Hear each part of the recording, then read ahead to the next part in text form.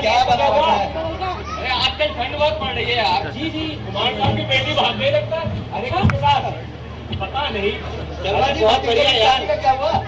Petrol के price कितने बढ़ गए भैया? अरे महंगाई ने मार दिया साहब। महंगाई बहुत बढ़ गई है भैया आजकल।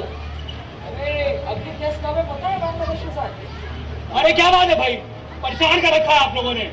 पब्लिक से मिलने का समय 3 बजे का होता है और आप लोग सुबह सुबह चले आते हैं।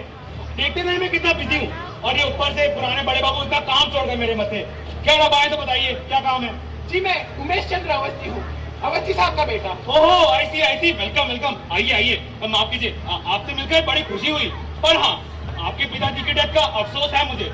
और देखिए जो इस संसार में आया उसे जाना तो है ही, और एक दिन हम भी चले जाएंगे अपना अंडर ग्रेजुएटी यही छोड़कर।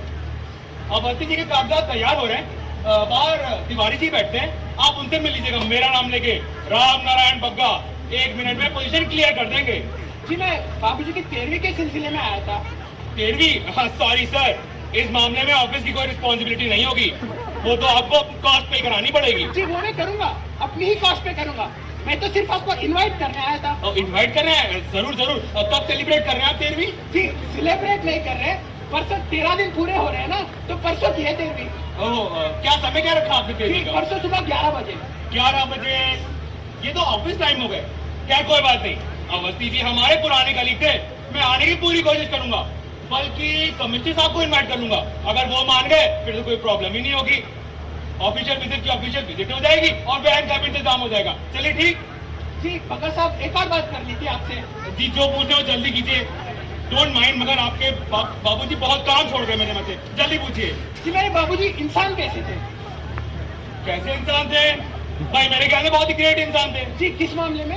हाँ जी ये तो नहीं पता उमेश जी, पर हर आदमी के बारे में यही कहा जाता है, बल्कि कहा तो ये भी जाता है कि फना के मरने के बाद उसकी खाली की हुई जगह कोई भर नहीं सकता। असलियत तो ये है कि आपके पिताजी जो कुर्सी खाली छोड़ गए उस पर मैं बैठा हुआ हूँ।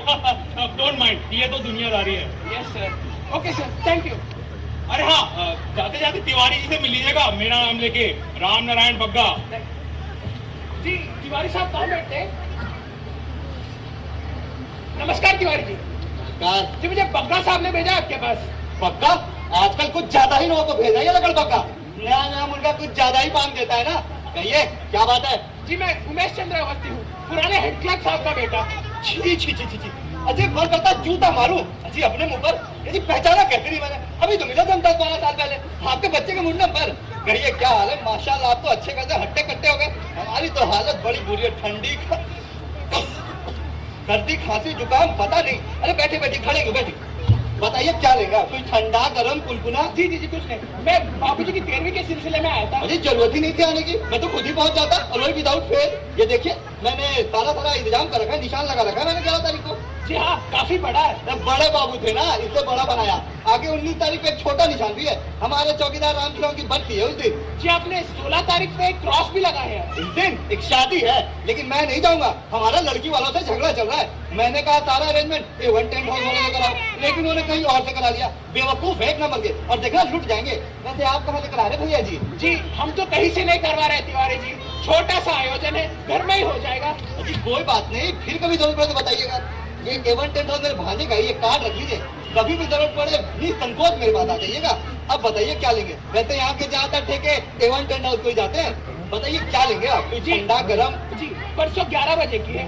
11 बजे की क्या? जी 13वीं। अच्छा, आप तो 13वीं के लिए आए थे, घर पर ही कर रहे हैं सारा आयोजन, अब पंडाल भी लगा रहे हैं। खैर मैं तो फिर भी आऊंगा, रोई विदाउट फेयर, ये तो मेरा मानवीय कर्तव्य है। और जहाँ तक विभागीय कर्तव्य की बात है, मैंने उनकी डेथ की फाइल खोल रखी है। आपको बस इतना करना है कि उनकी डेथ सर्टिफिकेट की फोटो कॉपी ला दीजिए, और वही विदाउट फेयर, या फिर परसों तो मैं आ ही रहा हूँ, उसी समय दे दीजिएगा। जी अजी चुपके से दे दीजिएगा, ये दुनियादारी के काम तो चलते रहते हैं। अब बताइए क्या लेंगे? कोई ठंडा गरम कुनकुना? जी कुछ नहीं तिवारी अजी जी। कुछ मिठाई नमकीन चटपटा कुछ तो लीजिए। नहीं तिवारी जी बिल्कुल भी मन नहीं कर रहा। अच्छा कहाँ मन होता होगा आपका इन सब चीजों का? बुझा रहता होगा मन, जैसा यहाँ होता है। ऊपर से देखो तो सब नॉर्मल है, मगर अंदर से सब कुछ बदल गया। बड़ी आदत हो गई थी हमें व्यवस्थित आपकी। इतनी फाइलें होती थी उनकी टेबल पर कि पता ही नहीं चलता था कहाँ वो शुरू कहाँ फाइलें खत्म। चुपचाप घर से दफ्तर और दफ्तर से घर, वही कोने में ही बैठते थे। वो जो बग्गा है ना बग्गा, यहाँ बैठता था जहाँ बैठा हूँ, और मैं वहाँ। और वो जो सीट खाली दिख रही है ना आपको, वो हमारे खरे बाबू की है। बड़ा मस्त मौला इंसान है, आए आए नहीं आए पहले यूनियन में हुआ करते थे और रॉब अब भी है और तो और पीते पिलाते भी हैं। खैर जी मेरे बाबूजी से आपके संबंध कैसे थे? संबंध आपके बाबूजी से अजी बड़े अच्छे थे जी। जी वो भी ब्राह्मण मैं भी ब्राह्मण तो संबंध तो अच्छे होंगे। और रही बात वो इनका बातों ज्यादा मानते नहीं थे और तो और आखिरी दिन को सठिया भी गए थे वो कि लड़ाई झगड़ा करने लगे थे लोग? ना ना ना ना ऐसे नहीं था बस्ती साहब, चुपचाप थे बिल्कुल। अजी मैं तो कहूँ अगर कोई तो लड़ता तब भी कुछ नहीं कहते थे, चुपचाप कह लेते थे सब कुछ। वो जैसे 5-6 महीने पहले बड़ा हंगामा हो गया था दफ्तर में।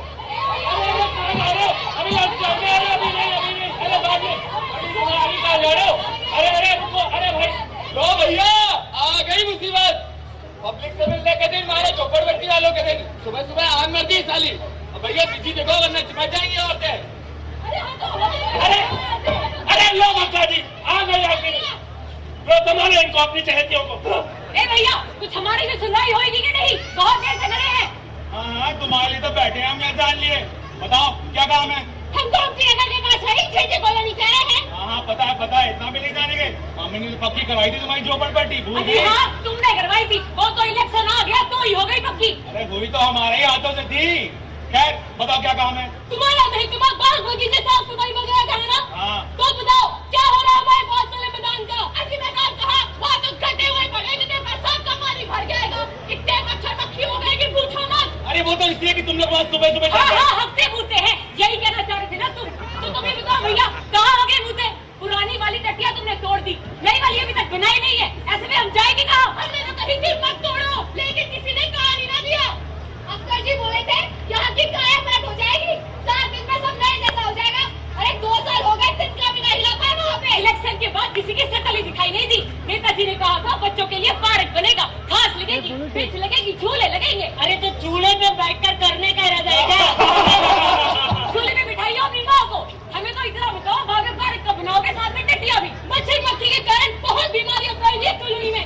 चंपा की बेटी को दमा हो गया है, रुक्मणी की बेटी को तो पनपना ही बंद हो गया है, 10 साल की उम्र में फेफड़े सिकुड़ गया उसके। सबको दिन भर छींकें आती रहती है, नाक की बहती रहती है, आंखें जलती रहती है, दस्त लग रही है। अरे बस ये कोई खैराती अस्पताल है क्या? बीमारियां गिनानी है तो जाओ मेडिकल इंस्टीट्यूट जाओ। अरे ये म्युनिसिपल कॉर्पोरेशन का दफ्तर है, यहाँ हर काम में कायदे से होता तो है। हम तो कह रहे हैं वैसे ही ना करो, लेकिन करो तो सही। अरे तुम लोग कर रहे हो तो ना मेरे सिर पर बैठे हुए हो। अरे देखो ये काम ढंग से होगा, इससे थोड़ा सब्र करो। सबर 2 साल से और क्या कर रहे हैं भैया? अरे तो थोड़ा और कर लो। और बल्कि अभी वो तुम्हारे इलेक्शन आ रहे हैं, ये काम भी हो जाएगा तुम्हारा। क्यों? अरे भैया क्योंकि तुम सरकार के चाहते हो, उनका वोट बैंक हो। हमारा क्या है, हम तो मामूली नौकर है सरकार के। बहरहाल पोजीशन ये है कि मेरा महकमा यानी हॉर्टिकल्चर तब तक तुम्हारा काम नहीं कर सकता जब तक ये कंस्ट्रक्शन वाले तुम्हारी जमीनें सपाट ना कर दे। समझी? नहीं समझी? जाओ आगे जाओ, आगे गिरिए। चलो हाँ यही है। देखो मास्टर प्लान के हिसाब से तो हमें 3 साल पहले ही जमीन सपाट करके हॉर्टिकल्चर वालों को दे देनी चाहिए थी, लेकिन मेंटेनेंस वाले ने अभी तक हमें बुलडोजर और मशीनें की सप्लाई नहीं की। तो हम क्या कर सकते हैं? आप लोग ऐसा कीजिए, वहाँ जाइए, वहाँ वहीं से पता कीजिए। हाँ चलिए जाइए बुलडोजर ही है ना? हाँ यही मेंटेनेंस है। हमारा पोजीशन ये है कि सारी की सारी मशीनें बुलडोजर फैक्ट्री में पड़ी है मरम्मत के लिए। और देखो इलेक्ट्रॉनिक में कुछ 20% मशीनें थी जो कि वर्किंग ऑर्डर में थी, और वो भी VIP एरियाज को लपेटा है। बाकी के लिए कहाँ जाए और किससे कहे? फाइनेंस वाले पैसा नहीं देते और इंजीनियर स्ट्राइक पर है। तुम लोग ऐसा करो 2-3 महीने बाद हाँ 2-3 महीने बाद ही आना। वैसे मेरी मानो तो अपनी शिकायत सैनिटरी डिपार्टमेंट में दर्ज करा। उन्हीं का काम है साफ सफाई, मक्खी मच्छर कूड़े करकट और गटर की सफाई कराना। वैसे उसके इंचार्ज खरे बाबू आज आए नहीं है लगता है। आज? अरे आते भी है कभी वो। अरे भाई इन्हें बता दो, खरे से मिल रहा है तो दारू के ठेके पे चली है, सारी खरी खोटी समझ में आ जाएगी। अरे शर्म नहीं आवे मस्ती करने। साफ बताओ, जमीन सपाट हो जावे, साफ सफाई हो जाए तो आप पार्क बनेगा नहीं चाहिए। अरे यार ऐसा करो, इनको लॉ सेक्शन में भेज दो। हाँ भाई। शर्मा के पास। हाँ देखो हमारे पास इतनी फुर्सत नहीं होती है कि पूरा कुछ तुम्हें समझाएं, और वैसे भी तुम्हें समझ में नहीं आएगा। ये ऑर्डर का मतलब भी जानती हो तुम? हाँ जानते हैं, अदालत से हम दिलाए थे। तो बस सुना है उस पास वाली जमीन पर एक ट्रस्ट चलाने वाला है मंदिर बनाने के लिए। ऐसा हो गया तुम्हारा भला ही भला, सबको शांति मिलेगी, कल्याण हो जाएगा। वाह, क्या कर रहे हो? लेकिन भैया वो मंदिर कैसे बन सकता है?